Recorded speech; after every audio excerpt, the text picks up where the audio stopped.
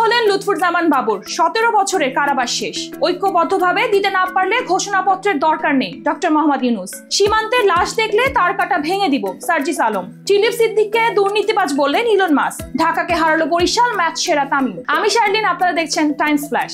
17 বছর কারাবাসের পর মুক্ত হলেন সাবেক স্বরাষ্ট্র প্রতিমন্ত্রী লুৎফুজ্জামান বাবর। দুপুর 1:15টায় কেরানীগঞ্জে ঢাকা কেন্দ্রীয় কারাগার থেকে বের হন তিনি। কারামুক্তির পর কারা ফটক থেকে লুৎফুজ্জামান বাবরকে ফুলের শুভেচ্ছায় বরণ করে নেন অপেক্ষায় থাকা স্বজন ও বিএনপির নেতাকর্মীরা। কারাগার প্রাঙ্গণ থেকে বের হওয়ার সময় কালো রঙের ছাদ খোলা একটি গাড়ি থেকে হাত নেড়ে উপস্থিত সবাইকে স্বাগত জানান বিএনপির এই নেতা। অন্তর্বর্তী সরকারের প্রধান উপদেষ্টা ডক্টর মোহাম্মদ ইউনূস বলেছেন, জুলাই ঘোষণাপত্র ঐক্যবদ্ধভাবে দেয়া গেলে সবার মনে সাহসের সঞ্চার হবে এবং দেশ চমকে উঠবে। অন্যথায় এর উদ্দেশ্য ব্যাহত হবে, তাহলে ঘোষণাপত্র দেওয়ার দরকার নেই। ঘোষণাপত্র প্রসঙ্গে তিনি বলেন, হঠাৎ ছাত্ররা এসে ঘোষণাপত্র দেওয়ার কথা বলল, তখন আমি সবাইকে নিয়ে ঘোষণাপত্র দেওয়ার কথা বললাম, কারণ এর জন্য 5 আগস্টকে রিক্রিয়েট করতে হবে, আর সবাইকে ছাড়া সেটা সম্ভব নয়। মার্চ ফর ফেলানি কর্মসূচিতে যোগ দিয়ে জাতীয় নাগরিক কমিটির মুখ্য সমন্বয়ক সার্জিস আলম বলেছেন, আর যদি আমার কোনো ভাই বা বোনের লাশ সীমান্তের তার কাটায় ঝুলে থাকে, তাহলে সেই কাটা তার লক্ষ্য করে আজকের মার্চ ফর ফেলানির মতো লং মার্চ করা হবে। আর যদি পরবর্তীতে আমাদের সেই মার্চ তার কাটাকে উদ্দেশ্য করে হয়, তাহলে আমাদের লক্ষ্য